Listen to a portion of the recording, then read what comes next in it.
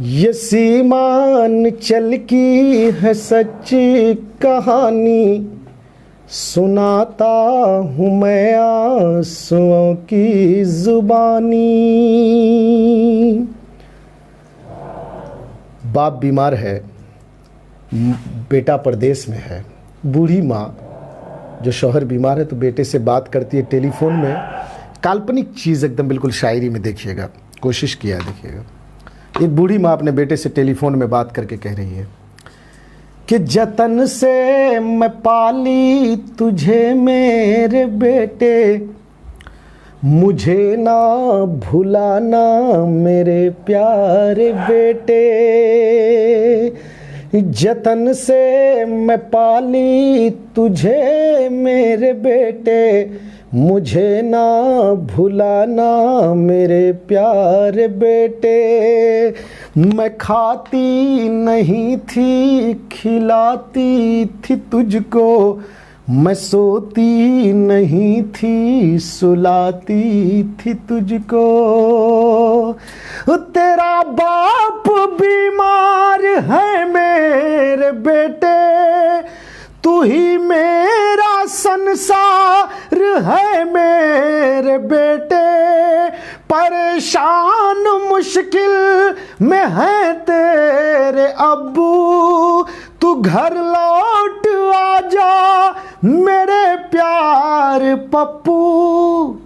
तेरे बाप को है, तेरे बाप को है दवाई खिलानी, सुनाता हूँ मैं आंसुओं की जुबानी। ये सीमांचल की है सच्ची कहानी, सुनाता हूँ मैं आंसुओं की जुबानी। और एक बंद है जिसमें आप तमाम लोग जो मुझसे सवाल किए थे वो तमाम जवाब इस नज़्म के इस बंद में देख लीजिएगा। हमारे इलाके में बेशतर नौजवान प्रदेश में रहते हैं। माँ बाप इंतकाल कर जाए या कोई भी इंतकाल कर जाए, दफनाने कफनाने के लिए पैसा भेज देता है, लेकिन जनाजे में शामिल नहीं हो पाता। और बेशुमार लोग प्रदेश जाते हैं ट्रेनों में, लेकिन यहाँ पर नौजवान तबका कम होता है जनाजे में शामिल होने के लिए। बुजुर्ग मिलते हैं या बच्चे मिलते हैं। इस बंद में सुनिएगा कि चले लोग दिल्ली ट्रेनों में भर के, नहीं बस्तियों में जवां कोई लड़के।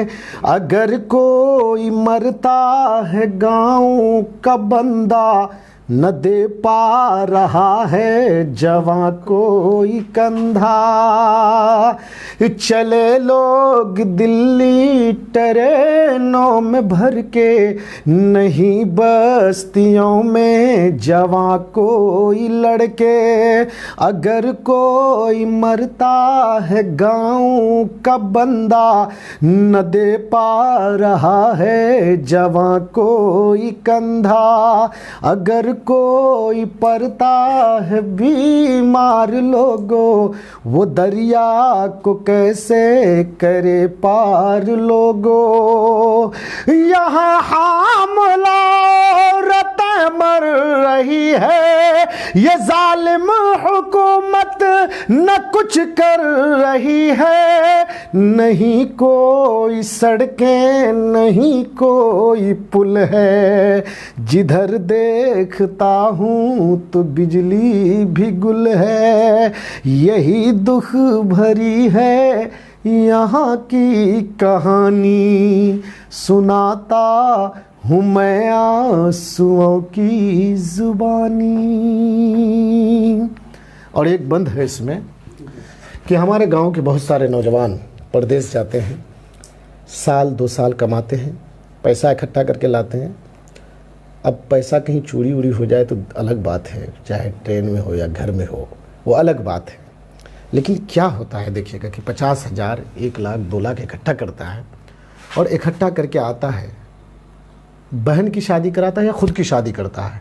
शादी करने का 1 हफ्ता भी नहीं गुजरता, उस नई नवेली दुल्हन की हाथों की मेहंदी का रंग फीका भी नहीं होता। गुर्बत की मारी ज़िंदगी उसे परदेश जाने पर मजबूर कर देती है। अब मियाँ बीवी के दरमियान में क्या गुफ्तगू होती है, शायरी में सुनिए क्या गुफ्तगू होती है।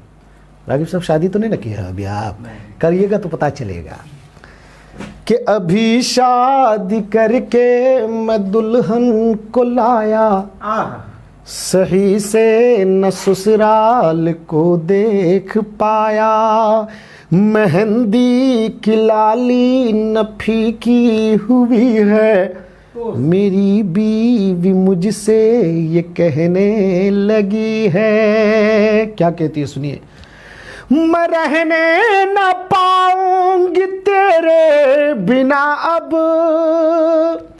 मैं रहने न पाऊंगी तेरे बिना अब, मैं जीने न पाऊंगी तेरे बिना अब।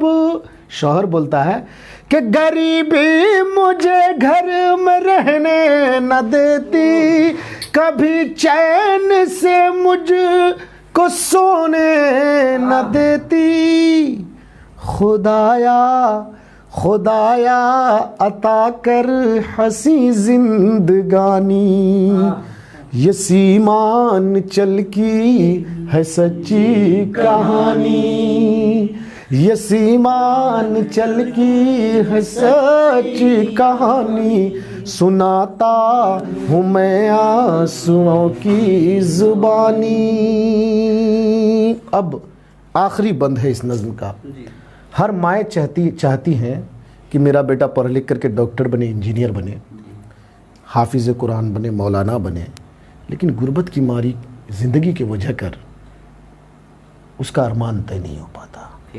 वो बच्चा जिसको स्कूलों और पाठशालाओं में होना चाहिए, जिनके कंधों में किताबों का बक्सा होना चाहिए, वो बच्चा आज दिल्ली और हैदराबाद के होटलों में जाकर के पूछा लगाता है।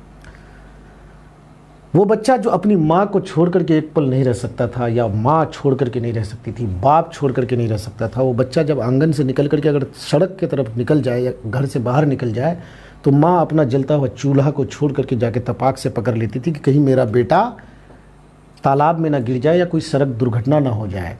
वो माँ छोड़ने पर मजबूर हो जाती है। वजह क्या है कि गुर्बती, बेरोज़गारी। तो मैं सुनाता हूँ, आखिरी बंद है एजुकेशन पर।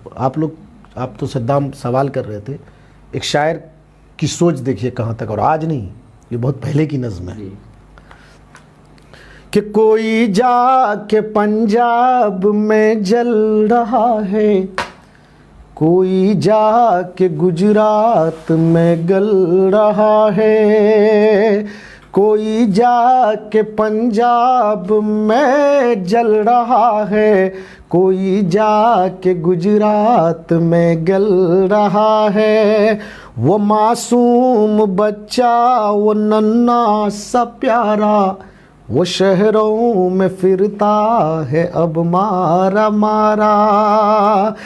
कहीं खेत में वो उठाता है बोझा, कहीं खेत में वो उठाता है बोझा, कहीं होटलों में लगाता है पोछा। खुदाया खुदाया अता कर हंसी जिंदगानी, ये सीमान चल की है सच्ची कहानी, ये सीमान चल की है सच्ची कहानी, सुनाता हूँ मैं आंसुओं की जुबानी। वाकई में एक शायर